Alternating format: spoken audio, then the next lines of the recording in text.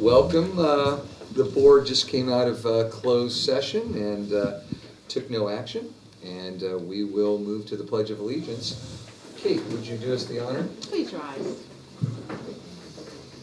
I pledge allegiance to the flag of the United States of America and to the republic for which it stands, one nation, under God, indivisible, with liberty and justice for all. Kate, how many times did you do that in front of your classroom? Wow, 37 times 184. You're good at it, so that's excellent. All right, hold on. Let me just...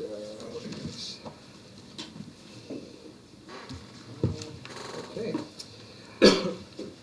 All righty. All right, I'd like to ask for a motion to approve the agenda as presented. So moved. Have a second. All right. All in favor? Aye. Aye. We have no student tonight, so that's it. Right, we're going to move to agenda item number 8, which is student, staff, and community recognition. Elizabeth? I'm happy to invite Principal Martha Ladd up to the podium to share some recognitions for staff and community members from the El Granada community. Thank you, Elizabeth. As any principal knows, we're not the caretaker of the building or the windows or the books or the pencils, but I'm the principal of our El Granada community. We take care of our children, our teachers, our staff, and our parents and our family. Tonight, it's an honor for me to recognize a tireless and energetic group of parents who truly take care of our community. And I'm going to steal, Josefina is here tonight, and I've been stealing her words at different meetings, and why not steal them again tonight? We had our back to school night, and our theme for back to school night was connection. How do parents connect with the schools so that they stay connected with their children? And Josefina, as president of our ELAC, came up and spoke to the parents, and she said very eloquently that we are all one community. We don't have to decide if we go to ELAC meetings or PTO meetings. At El Granada, at every meeting, all are welcome. It is with this spirit that we are growing our strengths and addressing our challenges. And tonight I'm recognizing parents from our community, our ELAC community and our PTO community, who have been working really hard together to make sure that everything we do, everybody feels that they belong and that they should be there. And so I'm happy to invite up here Michael Griffith.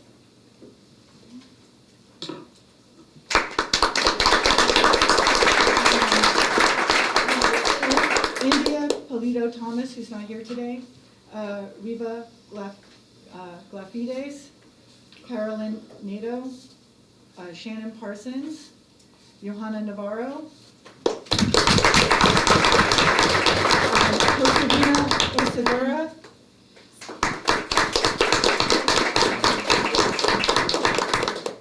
and Gabby Garcia.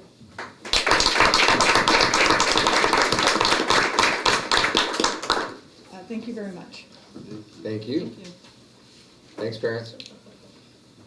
And next I'm going to invite Principal Joy Dardanelle to come up and talk about a recognition that is very much long overdue for members of a committee that is putting Cabrillo Unified School District first again in San Mateo County with an action that we have been working on, this committee has been working on under Joy's leadership for the last 2 years.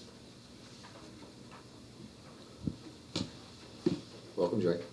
Thank you, President Papalardo and the trustees of the board. As you know, before I was a principal here, I was also a teacher, and I taught second grade. And during report card times, sometimes I would get a cramp in my hand because we had to write very hard, especially in the first trimester, through a triplicate carbon copy form to make sure that that third copy, the copy that the parents received, actually had marks on it. And it's one thing to mark a 1, 2, 3, or 4, but to actually write legible comments that would be marked through triplicate copies was really a challenge. And to share that, my reasoning for sharing that is because the work of coming up with a new report card this year or over the past 2 years has been a process that includes thinking about content as well as also thinking about the format in terms of the ways that we communicate with our families. So I have had the privilege and pleasure of working with the report card committee over the past 2 years. And in my however many years I've been in education, it's been one of the best groups of people that I've worked with. And the reason why is that these are educators who are firmly rooted in the classroom, in instructional practices, understanding what parents and students need and as well as their colleague teachers in terms of the ways that we want to communicate about the work that we do. They also are visionaries in trying to understand the Common Core standards when in many ways we're still working on fully implementing the Common Core. And so having the rooted understanding of the work that they're doing in the classroom and being able to imagine the vision of where we want to go. And connecting those two with a lot of hard work and definitely bravery in bringing those pieces together, not just in the work in a small room with their fellow committee members, but also in professional development that they've led throughout with all elementary teachers district-wide. So the product that we are now implementing this year is a product that reflects the content of the Common Core. It reflects the needs of, as collected from the teachers district-wide, and we'll be continuing to get more feedback from parents as well as we roll this out. The report card is one that is automated in some ways. It's digital, so there's no more triplicate carbon copies that we have to write through vigorously. And it also reflects the content of the Common Core. One of the other prized items in it is that we actually have canned comments. That sounds kind of strange. Pre-written comments that you can select, which helps teachers with some of the things that are very common that we do talk about, and it was something that we saw modeled in some of the report cards in the upper grades in the district. It's also special because this group was able to accomplish this task, and our district is the first district in the county that will be rolling out and implementing Common Core-based report cards. So I'd love to introduce you to this wonderful group of people. Robin Inglis Arkell is our first committee member that I want to recognize. Bulldog. Robin Inglis Arkell. Thank you. Go ahead and stand up here so that we can all enjoy you as long as we can. Debbie Silvera is not here. It is parent conference week for elementary schools, so I know that some of the teachers are not available tonight. Diana Parecker, I know she's also at parent conferences tonight. Amy Rhodes, who is now a teacher on special assignment here in the district.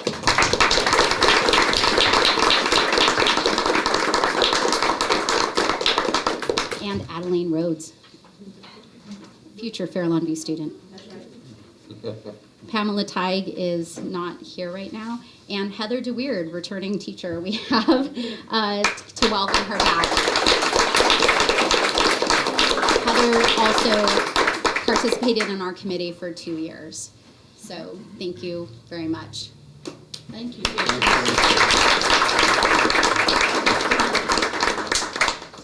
So Joy, one canned comment? I just got to hear one. Come on. For an example of one? Yes, please. For example, this is not one of them, but your child would benefit from reading 20 minutes a night, for example. Or please read with your child nightly for at least 20 minutes. Things like that, things that are very common. Or, yeah, that would be an example. That's one of those that almost every teacher, K-3, probably reminds parents of in comments. So. Good. Something else that I wanted to comment about the report card. It is digital, and there's a button that you click, and it flips immediately from English to Spanish. So it's going to be a much easier process for teachers and parents to work with. How much time saving do you think this is creating? So I will say that there's two things. One is the content. So the content is Common Core. So we're still transitioning into really understanding how to assess that. So to say how long will it take for us to get the information we need to reflect that correctly, that's still, we need to still see how that's going to roll out. But in terms of how long it takes to actually do it, significant. I'd say each report card would take me minimally, after I had all the information, still half an hour to write. And half an hour when you have 35 students is a lot. So I would say that with the digital format, especially because now we're working toward automating information like CELT scores as well as attendance.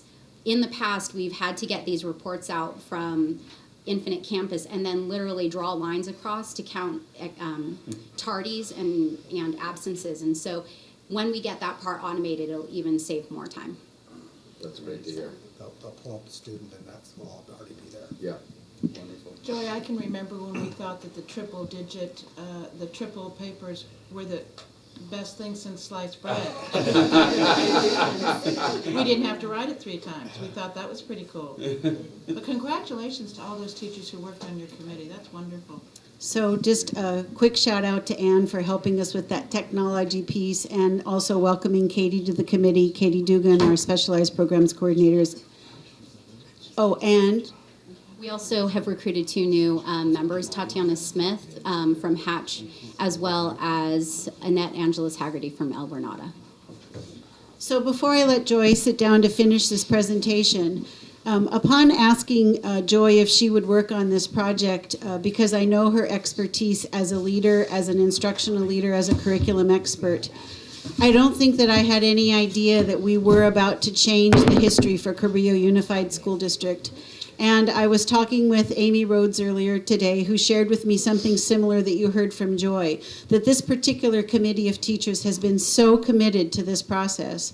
Amy feels that this is probably the best committee that she's been able to work on, that they gathered more input from teachers than we've ever been able to gather feedback to make sure that it was an effective tool. And it was all under Joy's leadership and guidance, and I just need to really recognize that what Joy did as an elementary school principal is really a district-wide activity, and I need to acknowledge that as a second-year principal, she undertook that, and now in her 3rd year, she's continued. Oh, it was your 1st year. End of her 1st year, beginning of 2nd, and now she continues to support the process. So a huge congratulations to Joy for her leadership.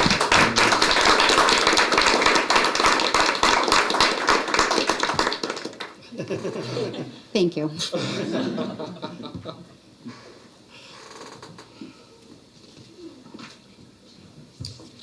Okay. No comments from the public tonight? Okay. All right, we'll move to number 10, representatives' reports. CUTA. Welcome. Welcome. I was just about ready to see a young lady play volleyball and I had to leave for this exciting board meeting. So I missed that myself tonight, I know. We get the video film. You're probably going to hear a broken record this year, month by month. We'll probably put the same topic. Today I'm going to start by telling the story of one teacher who, the teacher was over contract. It was no one's fault, not the side administrator, no one, just over. In order to make a change, was going to take drastic changes. The students all were going to have to be moved to different teachers and all over the place. And the teacher came up to me and said, you know what? It's 3 teachers, it's 2 students. I don't want to do this to the students. Can I keep them? And we said, absolutely. But I want you guys to know that that's who you're dealing with. And I know some of you have students at these schools, and you probably could imagine what it would be like to your child if they have 5 weeks of a teacher, and then they find out that their whole schedule is going to be switched, how drastic that would be. And the teachers are absolutely, the students come first. And so I thought that was the opening story that I want to remind you of. The second one is I had an interesting talk with a parent about a week ago at a flag football game. After my game, there was another game, and I was out there, and a parent came up to me and was asking me about why so much movement in the district? What's going on with teachers? Why does a high school have so many different teachers? And so I started talking to them about what's going on. They were shocked, and I guess maybe this is just they were not informed, but they were shocked because they said, wait a minute, we have the parcel tax, we have the bond, we have CEF, and they started naming all of these different things. We have people donating for gyms and this and that. And they said, you're telling me that for 8 years there hasn't been a COLA? And I said, yes. And the person got very emotional, was shocked, and said that they're going to start to get involved a little bit more. But they just assumed that things were going a lot better for the teachers and that things were looking out. And so that's the second story. The third one is all of this fabulous stuff you have going on, because I come all the time. CEF is a fabulous group. The bond's a fabulous thing. We got computers going everywhere. We got Common Core. We got this. We got gyms going. We got everything. It's all great. But as my 15-year-old child reminded me the other day, he doesn't care. The only thing he cares about is that the teacher in front of him is motivating him, that he likes going to the class, that he laughs in the class, that he's inspired by the teacher.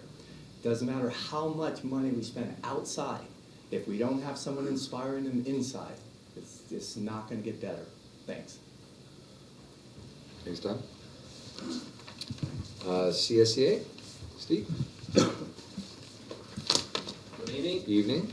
I'm sorry for the pledge, but after 8 years I still cannot do it totally. I did not mean to put you on the spot, my apologies. It was my fault, I suggested. Sorry, Ron. I would like first to start to congratulate George Machado, who is advancing in the district, and congratulations to the superintendent and the district to continue to do the good work, to let people who work in the district continue to grow also in the district. I also would like to say something who is on my mind for a while about, we're talking about pay and things for district employee and things, is that we also have people in the district who start on a salary about $11 an hour, and we take campus security people at the high school, for example. They start at, I think, around $11.50. I think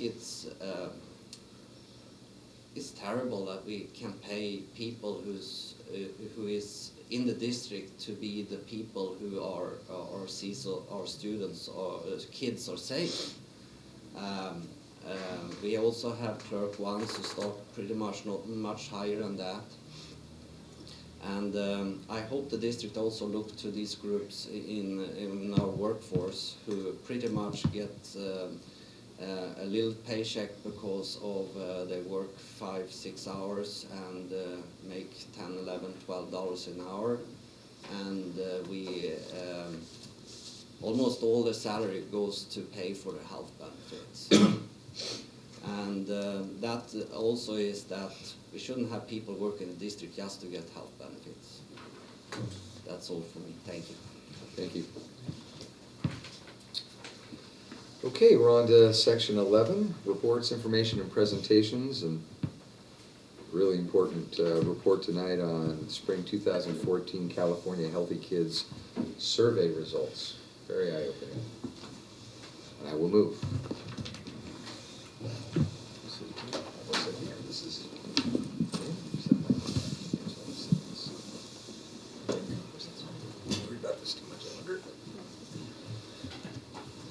Thank you, President Papalardo. Good evening, members of the board.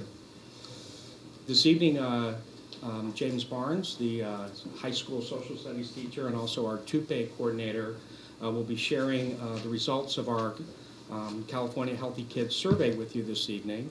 I was sharing with a colleague of mine this morning that we had a presentation for the governing board, a televised report, and he said to me, "Oh my gosh, why are you sharing that?"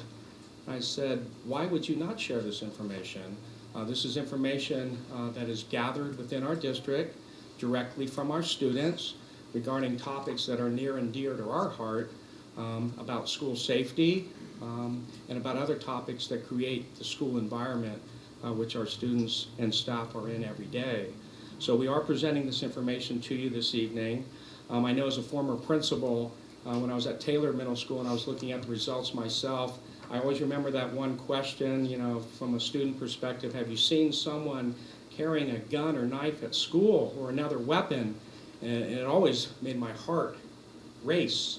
I was always so concerned and looking at the numbers and saying, oh my gosh, people are saying yes.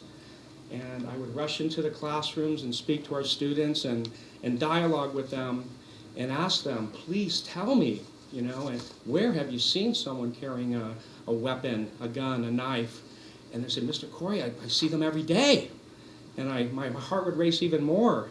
And they would say, yeah, as a matter of fact, Mr. Corey, they sometimes are standing right next to you. And I say, oh my gosh. And they say, well, yeah, it's the school resource officer, Detective Pappas. Mm-hmm. And I would say, oh. And it always makes me remember sometimes the context of the survey. And I'm sure when you read the survey, your initial reaction was very similar to mine. Some of these answers and concerns are very alarming, but I also remember that story from that one particular student. And I'm always mindful of this survey, and sometimes the way the questions are asked and the context of the question, but in no way does it mean whatsoever that we would disregard the answer, but I always keep in mind sometimes the context of that question. But nevertheless, we need to acknowledge the data. James and I attended a workshop at the county office on Tuesday, and the connection to the survey and our LCAP plan related to school climate, pupil engagement, and parent involvement was very meaningful. So I think this survey will provide some data for us as a beginning point to helpfully continue to enhance our school climate within our district. I was very mindful as well of the resources that we currently have on our campus. I was talking to our new Pilicitos principal, Raj, recently, and being mindful of the new counselor, the new social emotional therapist, if you will, that we have over at Pilicitos this year, and being mindful of the positive work that is going on in response to a lot of the questions. You know about our counselors at the high school in Cunha. I was also speaking this afternoon with a new organization to our district, Star Vista, and they'll be recently providing mental health counseling services at Hatch and hopefully within our new school district. So there's many rollout programs, new and continuing, that will help address some of the issues within the report this evening. So without further ado, we're going to invite James up, and he's going to go through the report with us. And really, if you look at the entirety of the report, there's a lot of data in there, and we're really going to focus this evening on points that really came to our attention. Welcome. Thank you very much. Glad to be here.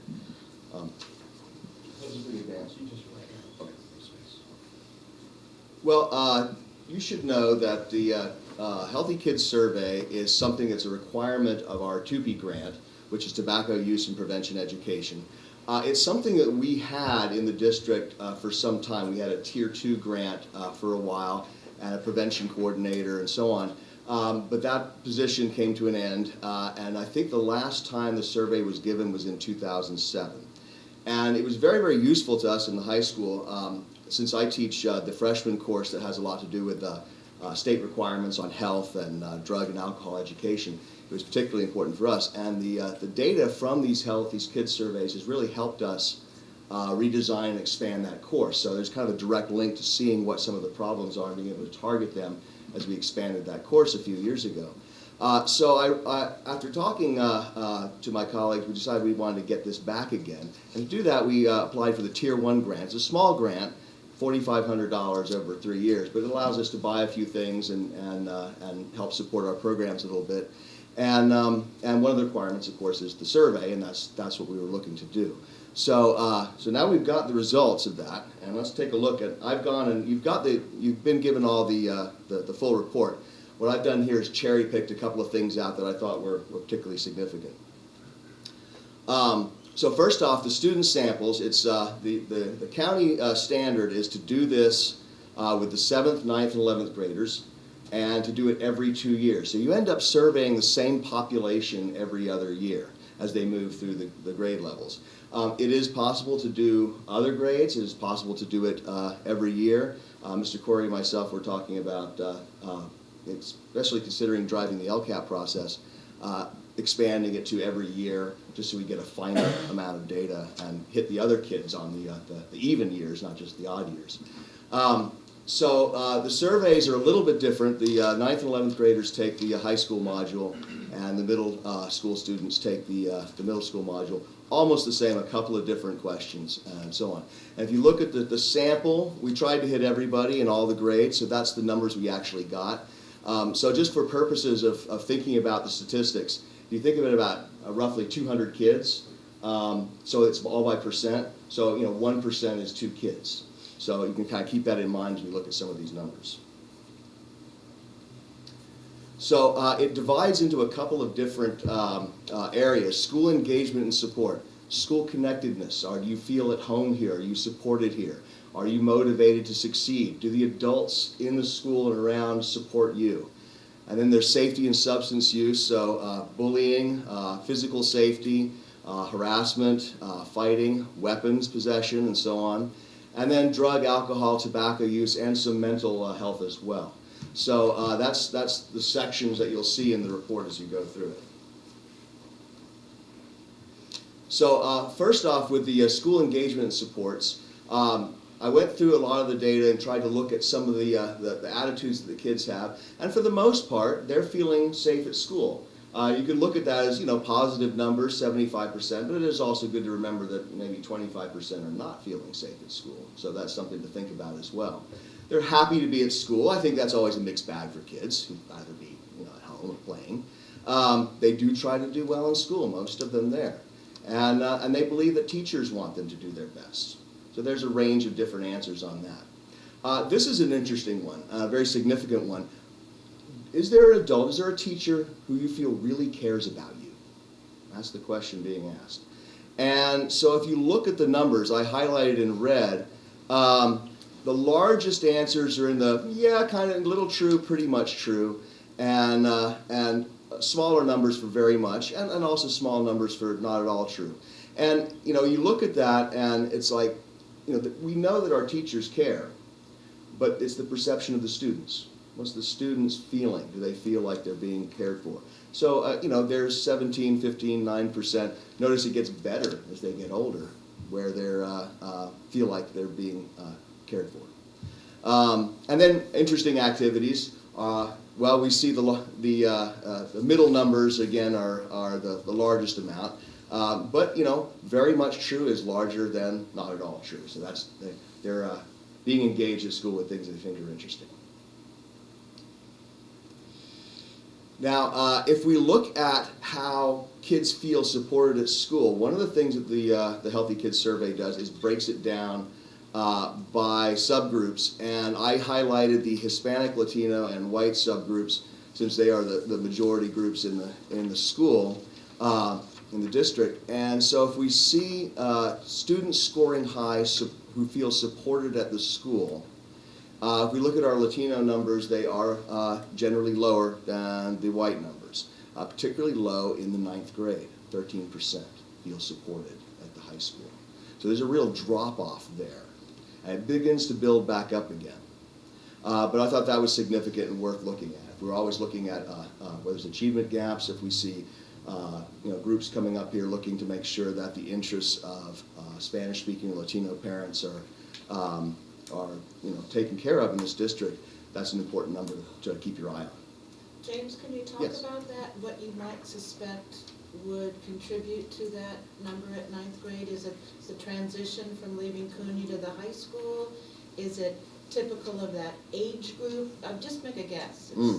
Well, yeah, you're asking me to speculate a little bit, but just from my own knowledge, I mean, the transition is hard for everybody. You see a drop there in all the numbers as well. But it could also be, in a larger school, you're a little more lost, less, you're expected to do things on your own. Perhaps also, as kids approach adulthood, a lot of kids end up having to take care of a lot of adult activities.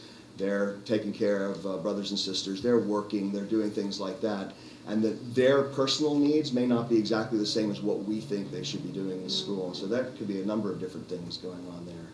Thanks.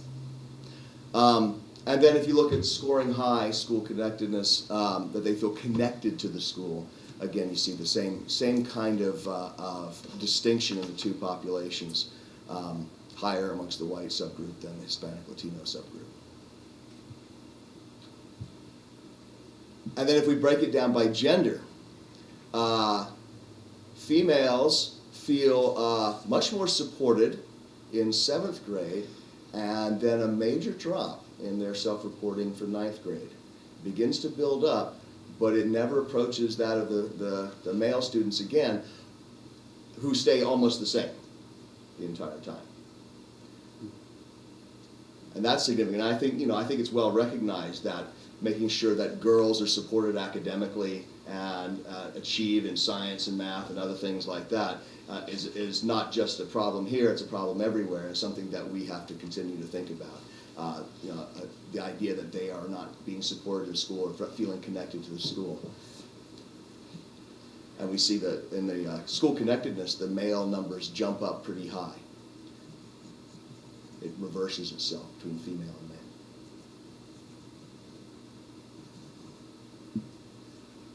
And then if we move on to school safety, when you talk about harassment or hate crimes or bullying, one of the questions that it asks is why? Why have you seen people, what are the reasons that kids get harassed or bullied? And there's a lot of percentages on religion, gender, gay or lesbian, perceived gay or lesbian, disability, but the biggest one is race, ethnicity, or national origin. 7, 11, and 8% in the 3 grade levels. The other reasons are larger, 13, 15, or 14%, but we don't know what they are.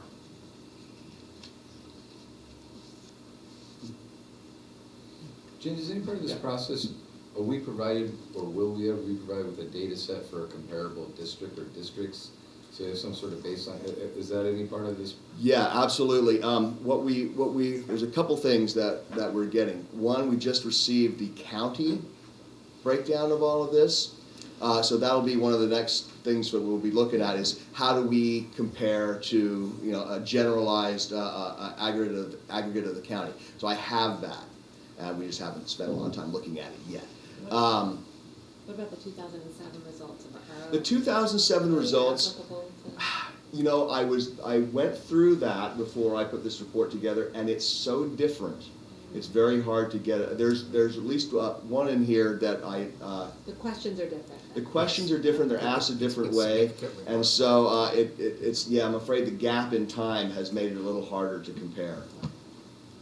But yes, and then we'll be able to get a school climate summary, but we need a couple of years of data to do that, and that'll help us. It's not a comparison to other schools necessarily, but it gives us an idea how we're doing and the trends that we're moving in. So 2 different things, comparison to the county and multi-year summaries for us that we can get from WestEd.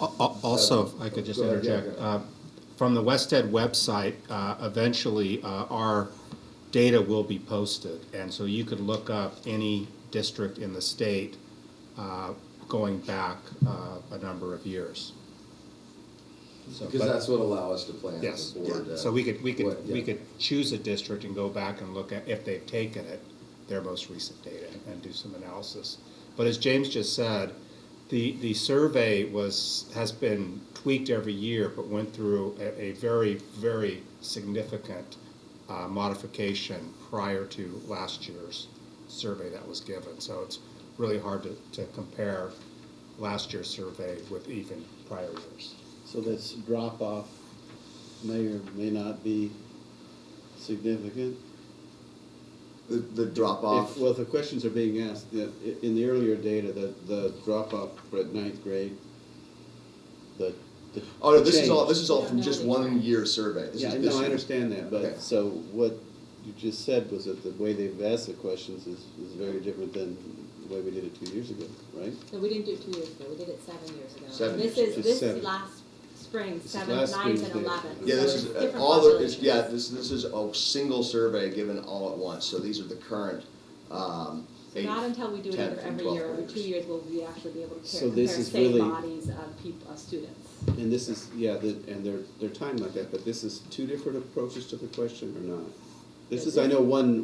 This is one test. We don't have a comparative. Is what I mean. Correct. This is the first time we've done this in 7 years, and the old comparison doesn't really hold up. So, yeah, this is a snapshot, and we'll see when we get some more comparative data. Weapons possession. That's one of the big ones that is alarming to look at. The questions are, have you ever carried a gun? Have you ever carried another weapon? Have you seen someone carrying a gun, knife, or other weapon? Which unfortunately is all put together in that way, which makes it hard to figure out whether you're talking about a knife or you're talking about a gun. But you're looking at it there 1 time, 2 times, for, if they've ever carried it 1 time, and you're talking 2, 4 kids possibly. And some of these others carried other weapons, 6. So you could be talking about 12 kids between the 7th, 9th, and 11th grade could be carrying knives or have carried knives at some time. So it's alarming to think of that kids may be walking around with weapons, and of course, occasionally kids are caught with weapons, but one imagines that there's more that don't get caught than do, and that's one of the things to think about as we move through here.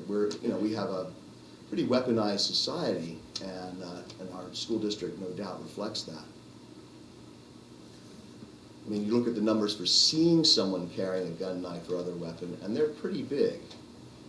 10, 10, 7 for one time.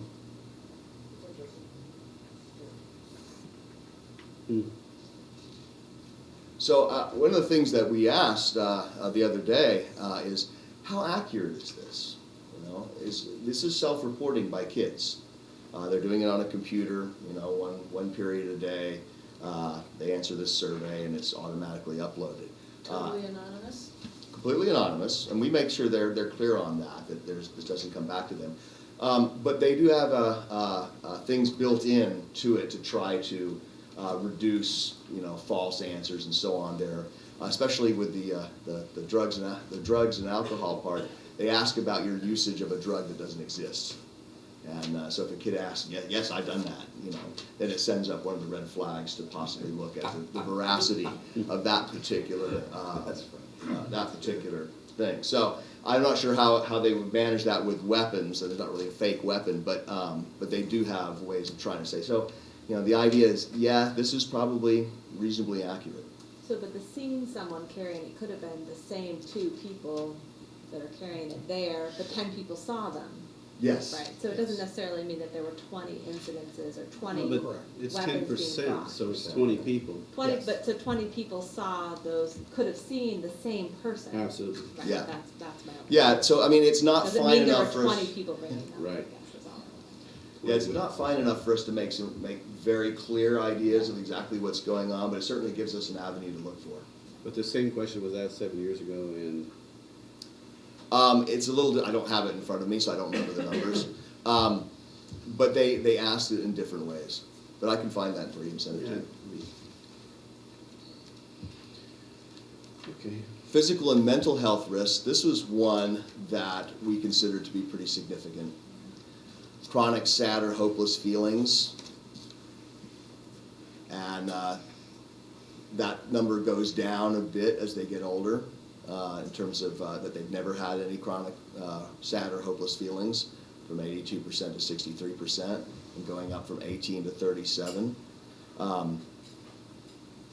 That you could attribute that to adolescence. You can also contribute it to other issues, but definitely there's an increase in kids feeling depression of some kind. Attempting suicide, that's the big one. 14%. That's not asked of the 7th graders in their module, but 14% and 16% in the 9th and 11th graders. Something to think about there. And what we have in terms of is what the district has as resources in terms of mental health and counseling. And then gang involvement, very little in the 7th grade, a little larger, 5%, 4% going down a bit perhaps in the 11th grade, and there might be several reasons for that. One thing we do find that by the time you get to the 11th grade, kids that are having a lot of difficulties with school may not be at Half Day High School anymore. And so you don't know whether people are leaving gangs or ceasing to be affiliated with gangs, or whether kids with issues like that may not be at the high school anymore. And then substance abuse, current alcohol and drug use, past 30 days. As we would expect, I think, that those numbers go up as kids get older and try more things. So relatively low levels in 7th grade, going up in 9th, and so fairly high. So 41% of 11th graders report having had at least one alcoholic drink in the last 30 days. Binge drinking a bit lower, but still, drinking enough to get good and drunk, 27%. And marijuana, 34%. They're smoking it or vaping it. Now, I just added that one comparison That was asked in a similar manner to 2007, and it has gone down a little bit.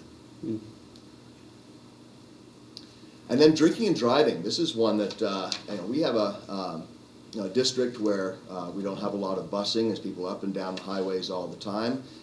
And so for the 7th grade in their module, they're asked whether they've ever been in a car driven by someone who'd been drinking. 13% said they had. And then when you move to the 9th and 11th grade, have you ever driven one or been in a car driven by someone else who's been drinking?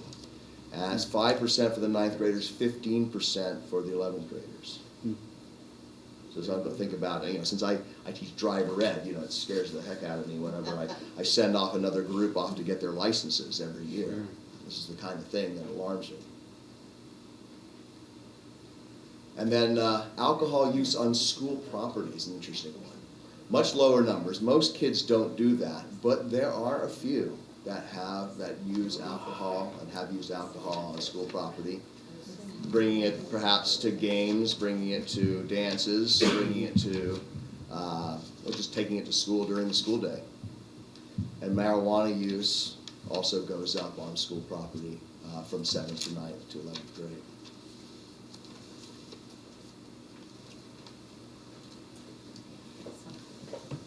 And then tobacco use. Current cigarette smoking, 12% of 11th graders say that they smoke some. And smokeless tobacco, that's generally to chew or snuff, 11%. That's always been relatively high for our district. We have a lot of people that use tobacco in chew or snuff form, dipping, rather than smoking. And then the big one down here at the bottom is the use of e-cigs, any kind of vaping. That's going up, 22%, a lot more than we're seeing with actual smoking. And so kids can pick up e-cigs, or if they're using vaporizers, whether they're using it for marijuana or hash oil or something like that, it's much easier to do on school property or anywhere else without getting caught for it. And it makes it a little bit of an arms race for our people watching kids and yard duty people to see what kids are up to. But that's the much more significant thing, is the use of electronic cigarettes and vaping. And that's it. That's all I have for the data. So I hope I haven't taken up too much of your time with that, but it's something to think about. I think Mr. Corey wants to finish off here. Yeah? James, at what point, how will parents receive this information? That's kind of up to discussion. I have not tried to publish it or do anything with it. We're bringing it to you guys. But beyond that, discussing it with the parents, we'd have to talk about how much or what we want to do with that. I mean, obviously, it's in the public domain now, but in terms of presentation to parents. Yeah, it's on the website for the district. Anybody can access that. But sure. I mean, there's some information here that would be interesting for parents to know about. Absolutely. And could help bridge conversations. Yeah, right, sure. with your kids, yeah. It's listed, I think it's a great question, Kate, not only how you share the information with parents, but also with students as well.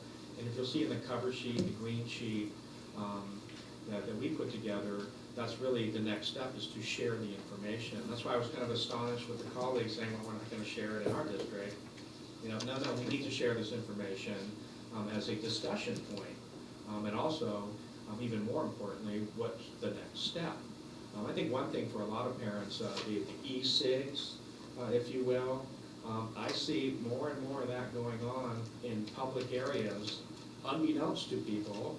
I see it all the time. I see it on the streetcars in San Francisco. I see it at Giants games, behind home deck, behind home plate. It's more and more prevalent than it was years ago, and I think a lot of people are just not aware of what's going on right in front of them. So I think sharing this in a strategic capacity, not just in an informational capacity, but now that we've shared it, what's the next step to address it, I think is equally important. Well, maybe it even changes the education you do, so instead of maybe focusing on smoking and dangers for lung cancer, you then turn to dangers of nicotine or other things that are addressed in the e-cigarette. I mean, so maybe it alters the kind of education that we give our children.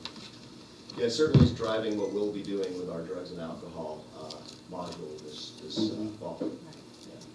I thought it was, I read the introduction to the report, and they talked about all the different things you could do with this information, and also how you can get further information from, there's a parent survey that can go out, and a teacher and a staff survey that can go out, and it's something that I know we've talked about and kind of tried to start last year with our initial strategic planning data gathering, and it just seems like maybe there's some way to combine doing annual surveys, not just of this nature, but also for the other populations in our district, tying it to the LCAP as well as to the strategic plan update. I just thought there seemed like a lot of potential here, especially since you have surveys that have already been drafted and are used in other parts of the state, so then you can create comparisons in other ways. It just seems like a really rich tool for other aspects as well, not just this drug and alcohol and health issues, but to have some sense of kind of how our school district is feeling. So I thought that there was some real nice potential, and I also think the sharing of the information and figuring out how to do that in a constructive way, but with parents and teachers and students will be really important as part of that. Yeah, we had actually listed as, potential next steps, obviously, pending, board input and direction, was to add the staff and the parent surveys. There's also additional modules that are available. We selected the core, but there's a variety of additional modules that can be added. And you can do custom ones, right? We can also customize. Yeah. You've done your reading well. You can also customize. We talked about it at the workshop on Tuesday. Does the county want to, based on the county report, customize one? But even specific to our district, we can customize our own module as well. But the data analysis is pretty rich with regards to having this type of breakdown. Unfortunately, it's almost like the base year. We don't have it. We were talking to Reamer, how does this compare to previous years? And I think President Papalardo as well, how does it compare to the county? So there's definitely additional analysis that needs to be done and different testing as well. We also talked about the frequency. I think we're only obligated to do it every other year. And I guess in some level, just thinking as well with regards to, well, as a result of this, what might we want to implement after we've shared it? And then do we want to give that time to actually be implemented before we actually take a survey again? Or do we want to continue on an annual basis with the survey? Well, I guess in reference to LCAP and strategic plan, it seems like it would be useful to have those functions that are going on right now, and we'll go in the strategic plan stuff with the communication in particular seems relevant here in terms of getting information from our populations and then figuring out how to disseminate that back out. But also with the LCAP, which requires some of this information be pulled in anyways, that could help direct how often we do these surveys, what they look like, what kind of custom surveys we might do, and then if they're a part of those plans, then you could even look at, okay, we're committing to do it 7 years out, and then look at that data on an aggregate and have more information about, yes, like then you change programs, and at what point do you change, and does that seem to be making an impact? If that's not working, how do we get more input to figure out how to make programs that address things in other ways? It seemed like a very valuable tool, and not having to reinvent the wheel is always a wonderful thing, and having surveys and data that you can compare to other schools. I just thought it was really wonderful. It's a good beginning. What is the format? This was online, right? Yes. Is that the format in which parents could be surveyed? That's a good question. That's one that I was asking the other day at the training on Tuesday. For the parents, you can have as many paper forms as you want, so that you don't have to rely on parents having access to the internet. Generally, it's cheaper and easier to have kids and people in the school district, employees and so on, do it all online. But yes, we can do it on paper for parents. But that might, we should look at the cost of that too. That would be mailed or sent home, or how would that? We'd have to figure out how we best wanted to do that, So it'd be mailing cost plus the cost of purchasing and storing the paper surveys. It's practically free to do it online, but then there's a cost for the. But you want to make sure you access everybody that could possibly be a respondent, and if the internet access was a barrier, then you would skew the data terribly. No, that's one of the first things we wanted to know, is what we do to make sure we had access. And this is also in addition to LCAP. The high school's got the WASP process that's always on, and having parent and student surveys or staff surveys is an important component of that as well. Yeah. So James, you referred to the two pay for 3 years, $4,500. What 3 years are those? This year, next, and then 14, 15, 16? Yeah, or, yeah, ending in 15, 16, and 17. Okay, so could we count on one more survey in 2 years? Yes, absolutely. Okay. Yeah, if we don't choose to do it again, we can do one more survey. And, Well, it just and seems then- like you've done this, it would be, Yeah. foolish, well, seemingly foolish, not to have some second one, just to see, I mean, yeah. Well, the I- most again, I think valuable we should do data it are every the year. trends, Yeah. rather than the numbers, and you Exactly. just don't, 2 points. To do it once seems, Yeah. No, we would, Whistling I in the wind. mean, my Yeah. hope is that we do it as frequently as, you know, we decide that is a good idea. And there's no reason why not to do it annually, if that's what we'd like to do. And the limit of 200 kids, that's the class size, pretty much? Yeah. Yeah. Okay. The parents have to provide permission for students to participate. And so participation was across our whole demographic? Yeah, I mean, we hit every, Is it representative? every student, and, you know, we used the science classes in the middle school and the social studies, and everybody marched their kids down to take the survey, you know. And so the ones we missed were kids who were absent that day. Okay. Well, that was one thing in the survey I was wondering, what was the definition of truancy when that data was gathered? Is truancy, I know you missed school, but is it the same as if a parent pulled a child out because they were doing an extended vacation, a 5-day weekend or something like that, or is it for truancy as we tend to think about it? That's a good question. I'm not sure I know the answer to exactly how they did that. I believe a truancy, you know, for ed code is 3 unexcused absences. And I do not believe that there was a footnote for a student definition of truancy. Yeah. And this is what I was kind of talking about with regards to truant from a student perspective. You know, and that's the language that's actually used. Yeah. You know, if a kid is absent once, do they think they're truant because they went fishing, you know, down the fishing hole, you know, thinking that that equates to being truant. But there is an official definition of a truancy, It certainly is. which may not be on the same definition from a student Right. perspective. Okay. Thank you. well done. Very Janice. thought-provoking. And I'd just like to give a public shout out, if you will, to James Barnes. It was a great day on Tuesday for us, you know, in our professional learning experience as well. And the best questions in the room were coming from James Barnes, from Cabrillo, from Halfman Bay High School. Nice. So he definitely made us proud, and I appreciate his great work. Thank you. Thanks, Jim. Okay, thank you. Thanks, John, as well. 11B, received the 2013-14 unaudited actuals financial report. Crystal.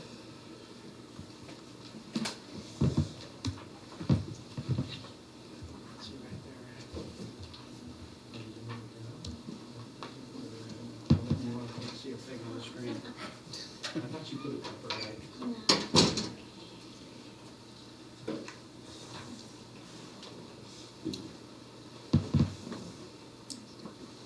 Well, I always seem to get the opportunity to follow such educational reports, but I'd much rather talk about numbers reflecting money over, unfortunately, those scary numbers of what our children's are doing. I'd like to thank you for the opportunity to take you back in time a little bit so that we can discuss our financials from the 13-14 school year. The areas of focus that we will review are what are the unaudited actuals, estimated versus actuals, unaudited actuals SAC summary, which is the state software for accounting, other funds, enrollment, maintenance of effort, and some final thoughts. So what are the unaudited actuals? They are a year-end financial documents that are required by the state superintendent of public instruction, used on a base to certify the annual financial statements of a district, which go to the auditors when they come and they do our audit in November. The county is responsible for verifying all mathematical accuracy. and this is to support AB 1200. So again, I've showed you this timeline before because I think it's important to see how we operate in multiple fiscal years at one time. So in June, when we are right into our budget time, we are also creating the estimated actuals. In September, the unaudited actuals are given, which are based off of the estimated actuals and all of the transactions that occur from June, July, and August to close the books. We get a little bit of a break, and then in December, we show the audit report and the first interim budget. That takes us through the first half of the year, from July through the end of October.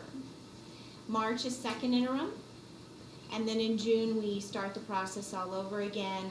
We adopt the budget, and now we're working for 15-16, and we're working on the estimated actuals for 14-15. So if we look at the estimated versus actuals, the estimated occurred in June during the budget season, and then the actuals were in September, the close of September. So in June, our total revenue was estimated at $27 million. We finished it at a little over 28. So we had actually an increase of about 455, which was estimated, which is actually, it's nice to always have that number grow. Our certificated salaries went from 12 million to 13. And that includes also, some summer school and some differences and so forth. Our classified went from 4 to about 4.5, so we're pretty much on target there. So the overall total expenses for certificated classified benefits and supplies and services went from 29. Actually, we stayed very close, 29,145 to 29,153. So that's only a difference of $8,000.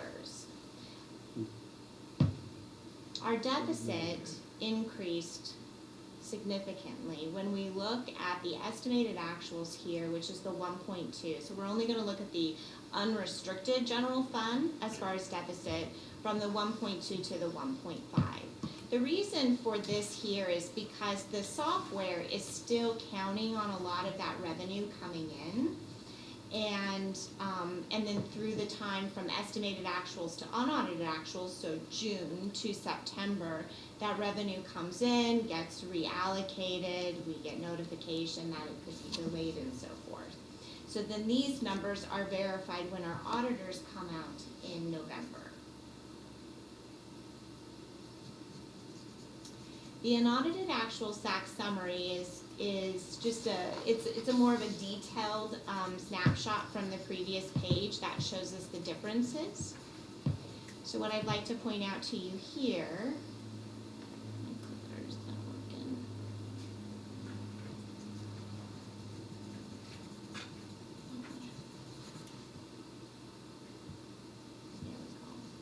There we go. Is the deficit budget. At budget adoption, so back in June, we had projected a $1.4 million deficit to our budget. Our actual was 1.5. So we are still spending quite the amount over what we are receiving in revenue.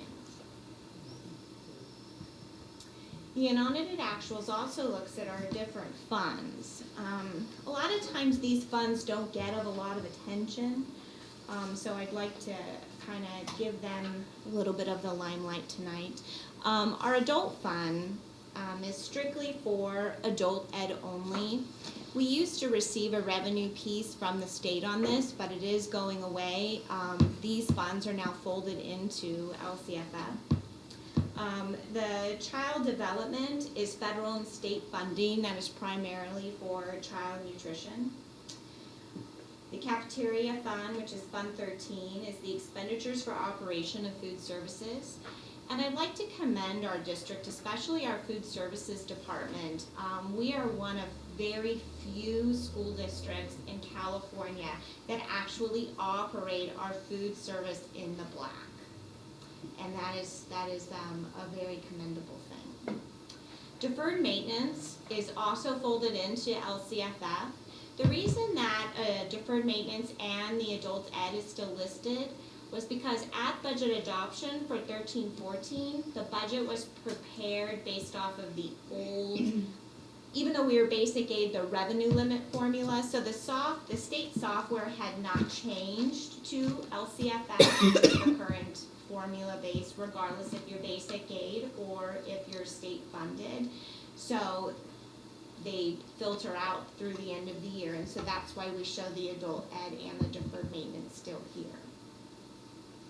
Our special reserve, which is Fund 17, this revenue is from the Lehman Brothers settlement that we received. And then we have our building bond, which is the bond, and capital facilities handles our impact fees, and then also there is some money deposited from the county in there from Lehman Brothers as well. And just to kind of go back to, if you wanted to look at these funds, I tried to put them so you can kind of coordinate them with the report. They're pages 170 through 231 of your board packet. So they do give them a lot of attention within the software. Our enrollment over the past several years is fairly stayed steady. When I was creating this graph, it didn't matter how I actually arranged it. It just looks kind of a lot scarier than what it actually is. So we are going up, and that is great, especially now that we are going to be funded off of our ADA. So that is tied to our enrollment, so we just got to make sure that we have students in those seats. We met both of our maintenance of efforts for No Child Left Behind and special ed.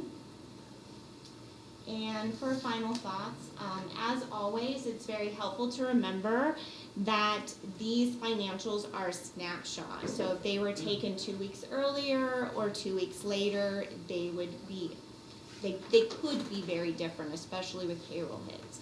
I'd like to also bring to the attention of our deficit spending again for 13-14 of that 1.5 million.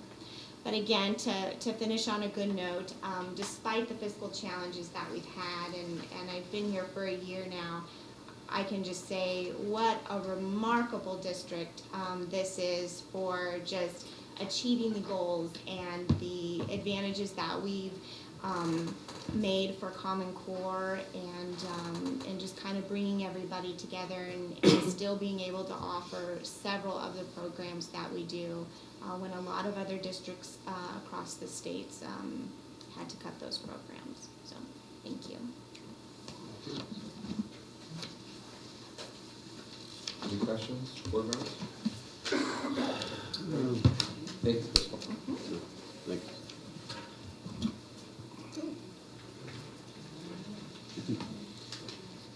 We're supposed to be happy with a $1.5 million deficit. Yeah, that's... Okay, communications. Board members. Freddie, anything you'd like to share tonight? I'm just excited that the strategic plan process is up and running again, and we'll have Great. a portion in the agenda to discuss that, but that was an exciting aspect. That's all. Oh, Kate and I went to an interesting San Mateo County School Boards Association dinner and talk on Common Core, looking at what other districts are doing now and how they're implementing it. So that was really interesting and useful, and had a conversation with Elizabeth today about that, and we'll be getting updates as well for the board on what we're all doing here within our district. So that was exciting. Did you find a lot of difference among the districts? Or? There are definitely different approaches and different strengths that each district had, and so there were definitely some things that we said, wow, that's really cool. What are we doing? And we should do more on that. So that's always Great. helpful, and I'm sure that there are, as we pointed out tonight with our report card and other things, there are things that we're doing ahead of the ball. There's things that we're doing about the same as what they're doing. So yeah, it's definitely a mixed. Thanks for doing that. You know, Okay. that's it. Okay. Yep. Pass. Yeah. All right, no comment from me either, and there is no student board member here tonight, so Dr. Burke. Yes, and just to follow up a little bit on Common Core and how the district is doing that, we're going to have, Dr. Shuck is going to prepare a report to update the governing board next month in November, and then we also are going to, from that point forward, add a ongoing item, the discussion item, so that we have a monthly opportunity to update the governing board on our progress in implementing the Common Core. So there's a lot going on in the district. I met with Dr. Shuck this week, and we she outlined for me a lot of initiatives that are being worked on, and I think that it'll be a very informative, well-received report next month. Speaking of Dr. Shuck, she's working with a group of stakeholders to develop a K-12 vision and action plan to support our music program. Excuse me. We met yesterday with a group of stakeholders to begin a focus on developing our vision. Subcommittees were established, one to hone the vision statement, others to look at resources and do research on other communities and their music programs, and then another subcommittee to develop the action plan. And absent Trustee Ahern is also a member of the group representing the governing board. A quick update on our citizens oversight committees. We are in the middle of COC, Citizens Oversight Committee season. Both Measure E and Measure S Citizens Oversight Committees have been meeting regularly throughout the last month and throughout this month to prepare the governing boards with their annual reports.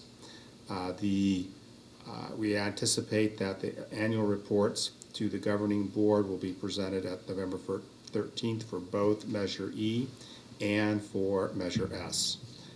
Measure E committee meets one more time next Monday, October 13th at 5:30, and the Measure S Citizens Oversight Committee meets twice more on Mondays, October 20th and 27th at 6:30 p.m. And I'd just like to put out there to our community that we do have a vacancy on the Measure S Citizens Oversight Committee. And this person is it's one opening, but it's for a parent of a student who is enrolled in the district and active in a parent organization. So there's very, very specific types of representation required for a Citizen Sites Oversight Committee. And we do have a vacancy. A parent just recently resigned, and so we need to recruit someone. So if you know someone who fits those, could be a PTO, could be a foundation at the high school representative, etc. And then finally, I just want to bring a little attention to the CUSD YouTube channel. If you haven't checked it out, please do. Pat Olson has been producing quite a number of short videos promoting things all across the district, and they're fun to watch. And a link is available at our homepage on our website. That's it.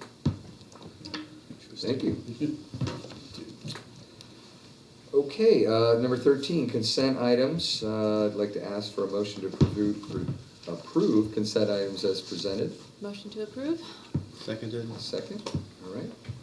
May I make a comment? You may do just that, absolutely. 13F is listing the donations that we've had to our school district, and I'd like to acknowledge all of the wonderfulness that comes our way through donations. The high school has $14,000 in donations for the various sports, according to the board packet. And, you know, that's parents. Those are our families out there, and I would just like to say thank you to all of them. It's month after month that we have that, and I'd like to acknowledge them. Thank you for Thank saying you that. for Thanks for letting me calling do it. that. Outstanding. All right, all in favor? Aye. Aye. Okay. All right, we'll move on to action items. 14A, hold public hearing and adopt resolution 22-14 to approve the statement of assurances for the pupil textbook and instructional incentive program for the 2014 2015 school year. So this reflects our annual process for holding a public hearing to take input from the public and to verify that the school district does indeed have textbooks for all students in the school district that they can use at school and when necessary to take home. And the state of California has now included our textbook funds into LCFF, and we're in a transition because we are switching from our materials that we've had in the past with adoptions to Common Core materials, although there are not really actual Common Core materials for us to purchase at this point. We've looked at some bridge materials. Our teachers are spending time piloting materials that are available in mathematics at this point is the only content area right now that we've been fortunate enough to have materials in. And we are sharing resources in the other areas to determine what might work for us as a school district. But we can indeed verify that we have textbooks for all students. And I'm very happy to report this year, trustee, Miss Kate Livingston, that we were able to pay for the math workbooks for the schools. Good news, all right. So we're asking for approval for this resolution, and we need to hold the public hearing first. Well, first I ask for a motion to approve as presented. Motion to approve is presented. Thank you. And then any discussion? All right, and then we can open up to the public for discussion. Anybody like to discuss that? Seeing none, I will close it. Okay, and then it's a roll call vote. Aye. Aye. Aye. Aye. Excellent. Thank you, 4-0. Elizabeth. All right, 14B is approved modification of adoption to include Spanish language version of Everyday Mathematics for 4th and 5th grade at Hatch Elementary. This item is being brought this evening before the governing board through the work that the Hatch staff has been doing with consultant Rosa Molina, that's an expert in immersion. She has recommended that for our upper grade students that they continue, the 4th and 5th grade students at Hatch, that they continue a content area in Spanish for 4th and 5th grade rather than transitioning to English. And in the past, we've been using social studies as that course. Rosa's recommendation was that we use mathematics or language arts as the focus area. And so basically what we're asking is to simply purchase the same books that we've already adopted in the past in English, the Everyday Mathematics books, but for the 4th and 5th graders to be using them in Spanish to strengthen their Spanish language vocabulary and skills in math and Spanish. Great. Thank you, Elizabeth. I'd like to ask for a motion to approve as presented. Move to approve. Great. Would you like to discuss that? I have a question, and that is, why now? We've been running this program for a while, and I'm just curious, is this the first time anybody's thought of that? So I would say that under the leadership of Jim Ward, the new principal at Hatch Elementary School, that he was wanting to, along with our task force, work on looking at the program and strengthening the support for the immersion program. And it was through his work with the staff that they wanted to invite Dr. Molina to come and work with them. And she came and did site visits, classroom visits, met with the staff on several occasions, found out what the strengths of the program were, and then she identified some areas that she felt would add strength to the program, and this was one of those areas. But isn't language arts is another area? I mean, it seems to me there would, well, I don't know, I'm wondering how you chose between math and language arts, how that was chosen, and whether that's... I don't know if Mr. Ward wants to come in and give clarification on that particular question. I think that they were continuing the work that they were doing in language arts and were choosing between math or social studies. Right, and there is Spanish language arts that is taught at that level, and there's English language arts. And it was switching the social studies from Spanish to English and the math to increase the academic language. When Dr. Molina evaluated the current practices, one of her strong observations was that teaching the math in Spanish would help more easily transition our students through the strengthening their academic language in Spanish, and that's what the way we were doing it was not helping them as much. and that she recommended that strongly. So the language arts is strong enough, but this is Right, an there area is, that was yes, the weaker. language arts is still in Spanish and in English. So it's There's a two relative parts. thing. Yes, it's Thank just you. looking at the kind of words they would be using in Spanish in math and how that would transfer over. Great, thank you. You're welcome. Any other questions about that? Okay, all in favor? Aye. All right, 4-0. Okay, 14C, adopt resolution 2314 to approve update of the local plan of San Mateo County, SELPA. President, members of the board. Welcome. Good evening. I'm asking you to approve the updated resolution from SELPA. There have been a few minor changes in the plan. They have changed their LEA members. East Palo Alto Academy is no longer part of our group. They have decided to become a charter under Sequoia District. So whenever we change and add a district or subtract a district, then we have to come and have this approved again. The bylaws for the parent council have been updated a bit, and they reformatted it to be more user-friendly and readable and pretty. And then they've also updated everything to align it with the current ed code. So those are they're rather minor changes, but they need to be brought to your attention. So I'm asking for your input. Thank you. Wonderful. We'll first ask for a motion to approve. So moved. The second? Second. Okay. Any questions or discussion? There's a lot of information. Great. Okay. All right, all in favor? Aye. Aye. Aye. Meredith, I would ask, how are the people chosen that are the administrators' council? I see a lot of districts represented multiple times, and I note the absence of Cabrillo.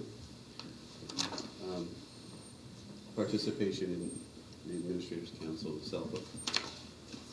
I represent the district on And I think Dr. Yes, Rourke Dr. also Yeah, Dr. represents Rourke. the district. Dr. Who Rourke. else is? Dr. Rourke is on the, I'm on He's the, I'm on the missing governing too, I board. think. Oh, I missed that. I was looking at, I guess, the wrong list. I see that now. Thank you. Okay, great. Because I would hope we are all participating. Is it's it? important for the. Absolutely. Good. Okay, thank you. Thank you. All right, 14D, accept and certify the 2013-2014 unaudited actuals financial report. Yes, thank you. Based on the presentation that was given earlier, I'd like to ask you to certify the 13-14 unaudited actuals for Cabrillo Unified. These statements are presented in the standardized account code structure, which is a requirement of the state of California. And the entire report does follow this action item agenda for your review. Great, thank you, Crystal. May I have a motion to approve as presented? Motion to approve? Seconded. Second, thank you. Any further questions, comments? Well, this is the data you presented. Correct. If you believe it's intact, I think I would approve it. Wonderful, then I'm going to ask you, all in favor? Aye. 4-0. 14E, approve contracts with LSA Associates, Inc. for California Environmental Quality Act consulting services. Last month, the governing board approved 2 firms eligible under Measure S bond program to provide CEQA services. The interview team, which included trustee Freya McCammett, CBO Crystal Leach, and myself, was to offer the first round of contracts to LSA and Associates and to conduct these California Environmental Act services, CEQA services. For the 2 projects that we are bringing forward tonight is for elementary school modernization at Hatch and Pilarcitos, the new campus, and also for the Cunha Gymnasium. For purposes of CEQA, the Hatch and Pilarcitos projects will be combined, even though they will be separately awarded for construction. So the recommendation for the governing board this evening is to approve these two contracts for these programs. Thanks, Tony. Do I have a motion to approve these contracts as presented? So moved. Second? Second. All right.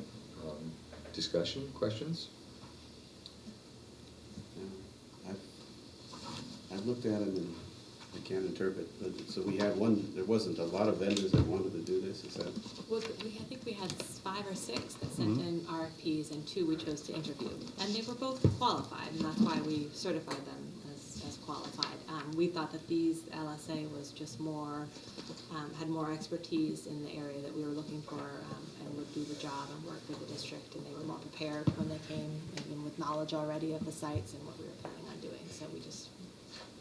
And there's a time compression here, or time pressure, right? Yeah, and they lay out the schedules in the contracts. I wasn't part of that negotiation, but I mean, that's great that they can get going right away. They And can, they have okay. staff that are familiar with the coast already, that have already done work in this area, biologists that know this area, so it was definitely their resources were very rich on the ground and making sure that this happens in the best way possible for the environment and also for moving forward on these projects. Can you remind me where they're from? This isn't Berkeley. Berkeley? Okay. And they're a publicly, their employees actually own their own company, so they're not just a large consulting firm, they're actually owned by their own employees. Oh, nice. Good. Wasn't a factor, but just a nice Yeah. But this is a key process that has to move ahead, and move ahead quickly, right? Yeah, So- and they seem very, Yes, we've, they're actually, been doing work already. Since we expressed an interest in negotiating a contract with them, they've been putting in a lot of hours already and moving the projects forward. So it's, they're not just hitting the ground tomorrow. They've been hitting it for a while. Wonderful. Good. Great, thank you. All in favor? Aye. 4-0. All right, number 15, discussion items. Discuss the progress of the development of the new strategic plan. So the governing board is well versed in our process to develop our new strategic plan. And we have 2 governing board members here, trustees McCammett and Livingston, that are integral part of that process, and members of the steering committee. Together we felt that it would be prudent to place an ongoing discussion item on the agenda to apprise the governing board of the work being done to date, and also to provide an opportunity for the full governing board to weigh in, ask questions, and give additional direction to our process. Without any further introduction on the topic itself, I'll just lead off with a couple of quick comments, and please jump in at any time. We met last week, as was indicated earlier. We are being facilitated very nicely, very well, by 2 gentlemen from the County Office of Education, Marco Chavez and Kevin Woolridge. Thank you. I couldn't quite grasp his last name. It was escaping me there. You tell the cost, Tony. Well, it's actually a little more than zero, because it actually is going to be $1,800. 1,800? Yes, as opposed to the quote of 21,000. Yeah, that's So, just fantastic. Yeah. So it's nicely done, and Dr. Shuck arranged that for us through her contacts with the county office, and they did a fabulous job. I was very impressed. Yeah, but so what our focus for last week's for our first meeting was to reorient the committee with the work that had been done, and then to begin to develop a common language and understanding of the terms that we are working on, the areas, communication and professionalism, and then finally to divide into teams, subcommittees, to begin the actual work on each of those themes. Our process is envisioned to meet a total of 4 times, even though if we need to meet more, we will. The next two meetings are in early November and early December, and those meetings are intended to be subcommittee work meetings. We will have time for for the whole group to come back together and report out the progress that they've made during that evening. Then the final meeting, which is in, I believe, late January. I don't have the dates exactly with me right now, but that meeting will be to bring back a draft of the action plans for the committee to look at one more time and give additional feedback before bringing to the governing board for discussion. And then additional direction from the governing board, and then eventually adoption. One other item that we did address as well last week was to ensure that every member of the committee understood their role on the committee. And one of those roles is to do outreach and go back to their stakeholders and share what was accomplished, what was discussed, what decisions were made, and get input on the work that we're doing, so that that can be brought back to the whole group for their consideration. So, anything else that you would like to share? No, just, I wanted to reiterate the representational nature of the committee, so that it's not that this steering committee is going to be making all these decisions on its own personal views, but reflecting hopefully back in each, representing teachers at this particular site, or parents at different sites, or staff at different locations, or staff in total, or ELAC community. We're really trying to make sure that we, throughout this process, we get that feedback, so that it's both a two-way communication. It's communicating out, this is what we're working on, this is what we're thinking, and then getting the feedback back in terms of how does this seem to you? Should we shift it? Should we move it? There'll, of course, be other opportunities to get that feedback, but we wanted to make sure that it was a part of this whole process, so that we don't just come out in January with something that kind of nobody's heard of before. So that's what we're doing now, is reporting back to the full board about what activities we've done. And again, we didn't really decide anything. We split into the groups, as Tony said, so we just wanted to report that process. So the people on the committee, besides you two, are some of the members of the previous committee? Yes, in fact, the Mostly? majority of them are, I Isn't that believe. wonderful? They've agreed to continue their work, so. Fantastic. It's a nice group that has that background of this starting. And this moderation by the county officials will continue? Through in these this whole next process? 3 meetings. Through the next 2 meetings. Very well. Yeah, it's very Thank you. impressive. Yeah, thank you for all this Time and work. And we're excited to get in and roll up our sleeves and move forward with the plan. It's been a long run, so thank you for Dr. everything. Rourke made the notes that you have in front of you. That's the printed up This list last of meeting. our forward last to- meeting. It was actually Kevin. Oh, Kevin. Yes. Thank you, Uh, Kevin. That's where the 1800 is going to. There we go. Yes. Great, thanks. Kevin Wolf. Great. Yes. Thanks very much. Any other comments, questions? Thank you again. All right, 16, future board agenda items. Strategic plan update presentation, as we just talked about, and policies maintenance updates.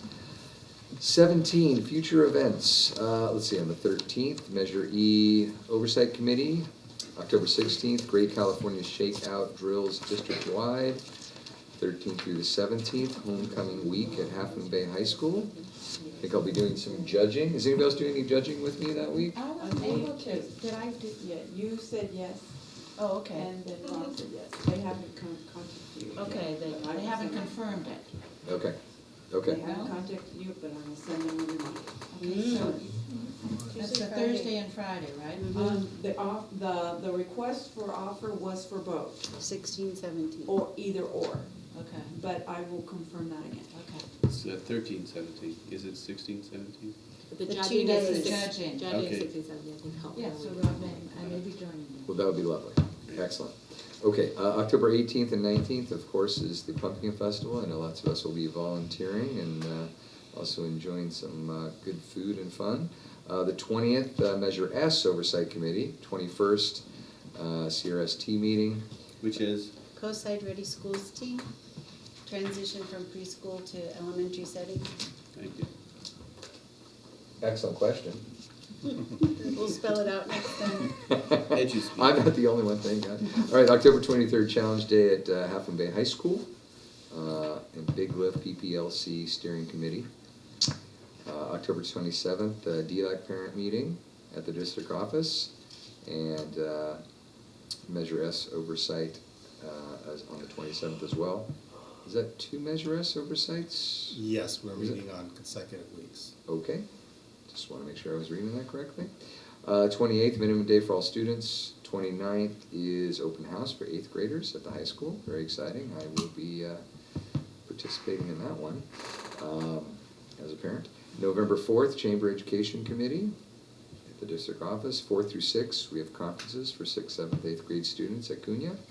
November 6th, Strategic Planning, Plan Steering Committee meeting. I know where you guys will be that night. November 10th, no school for students or teachers.